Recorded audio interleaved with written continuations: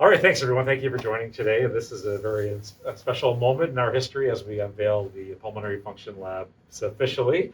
You guys have made a big difference. Thank you to all the donors who've contributed. Scotia Fuels, thank you as our lead donor to this campaign. We raised over $200,000 to support this initiative, and we really appreciate Scotia Fuels and all of our donors who've made a personal contribution to this.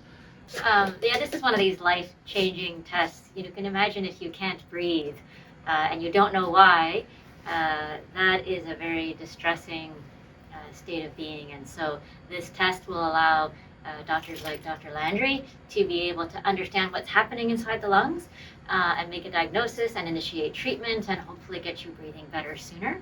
So, as we know, in Nova Scotia in general, in Dartmouth, in Canada, but especially in Atlantic Canada, we have a really high burden of respiratory disease of all types. This is kind of an essential test that patients need to get covered for medications, to find out what's happening, to determine if they're eligible for certain surgeries like lung cancer surgeries, to determine if they're eligible for lung transplants or a variety of other medical treatment.